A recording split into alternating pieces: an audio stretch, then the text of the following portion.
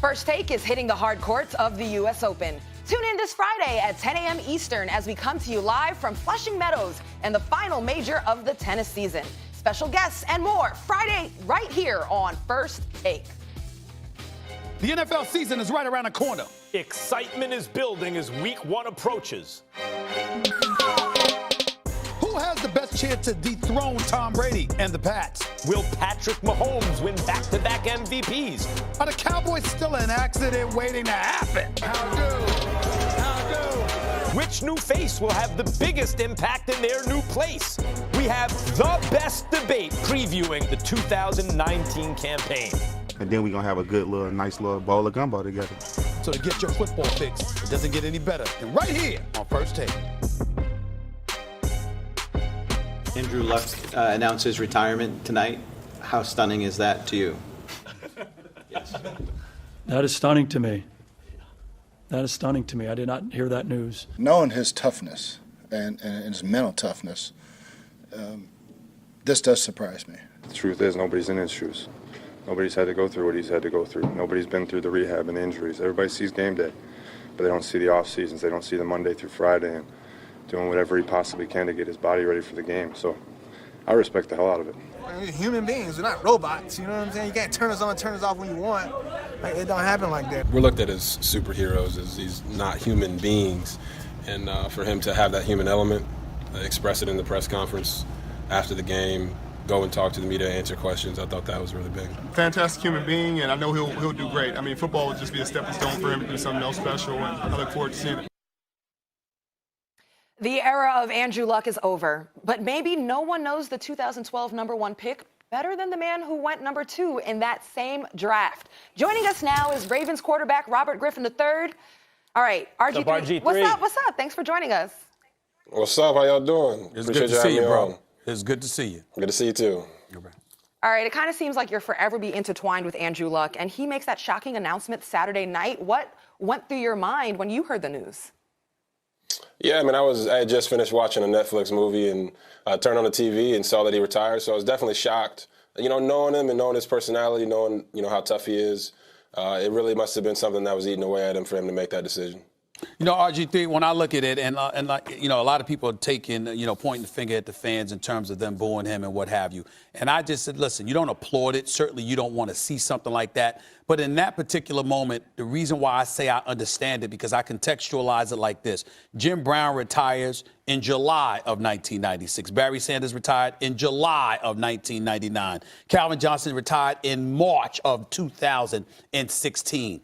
Andrew Luck, I think the only thing negative that could possibly be peeled from this is somebody saying, damn, couldn't you have, a week and a half before the season began, didn't you know this a month ago? Didn't you know this 2 months ago? What do you say to people that have those feelings about it? I think it's a fair opinion. It's a fair statement because from a teammate standpoint, you're 2 weeks away from the season and you're not going to have your QB1 there with you. But I think if you look at the way his teammates have reacted to it in particular and the support that they've shown him, they understand that this is something that he's been contemplating for a while. And they know him better than anybody. So if they're supporting him and they support his decision, then I think everyone else outside should as well. But it's fair to have that critique of how soon it is to the season. And everyone's entitled to their own opinion. But for me, I respect his decision. I've known Andrew for a long time now. We've been competing silently way back since high school. And it really must have been something that he just felt was the right thing to do. He didn't want to go out on that field and not give 100% for his teammates, and I can definitely respect that. Well, what'd you think of the boos, Robert? Were you surprised by that? It was loud, it was clear as he was walking off the field, and they're learning he's retiring. What'd you think of all that? Yeah, I think the boos are something that those fans probably wish they had back. When you look at what he's done for that organization and how many times he's played injured and played through injuries for a duration of his season, he's putting a lot of time and effort not only to that community but for that organization and his teammates. So I think those fans wish they could have it back, and my honest opinion is it was wrong. I've never personally been booed at any stadium. Even back in Washington, I've never been booed, so I don't understand that feeling. But when you're announcing your retirement and it's a really, really tough decision, something that you have to tussle with for a while, to hear the fans boo you probably was heartbreaking for Andrew. And I know he said it after at his press conference that it hurt him, and I can definitely understand why. RG3, obviously Andrew Luck went through a lot of injuries, and you did as well throughout your career. when you're sitting out a season as an athlete as well, sometimes they say, you know, the mind can go to a dark place, and those hits can not only be physical, it could be affecting your spirit and your mental and your mind and everything. Can you take us through what it's like for an athlete, a quarterback, to go through that, and perhaps how you think that affected Andrew's decision to retire? Yeah, I mean, I don't know if he necessarily said this, but depression is a real thing and it's a real issue. And, you know, he talked about when he came back and Jacoby was in his spot, QB1 leading his team, and how jealous and how angry he was about that. And I think that's a real thing. People have to realize only one quarterback plays at this level and really at any level, but one quarterback plays and one quarterback leads that team. So he was dealing with that a little bit as well, I would guess. And, you know, it's really tough when you can't go out there and do the thing that you love the most. And there's another thing to add to that. It's there's an element of, like I've said before, people don't look at us as human beings. They look at us as superheroes. And there's an expectation that comes with once you've achieved a certain level of success, that expectation continues to follow you for the rest of your career. And I think that might be something that Andrew is also dealing with. He's a great player. He's had great success at the NFL level. And to live up to that, you have to fight through those injuries and keep coming back and keep coming back and keep coming back. RG3, put it in perspective. I probably know the answer to this question, but as a player, as somebody that was in that same draft as a number 2 overall, put this into perspective.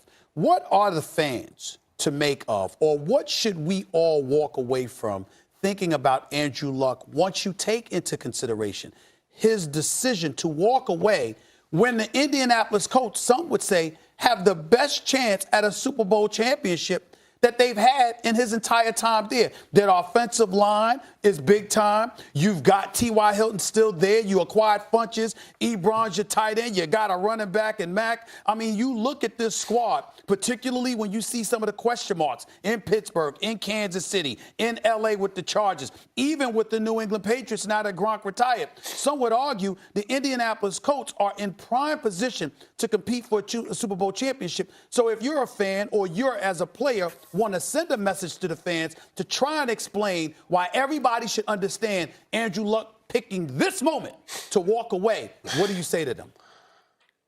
I mean, Stephen, that's a tough question. That's a hard-hitting question. And what I would say is that teams all the time in this league, the NFL, they make decisions that are best for the team without even thinking twice about it. Yeah. So in this moment, Andrew's making the decision that's best for him.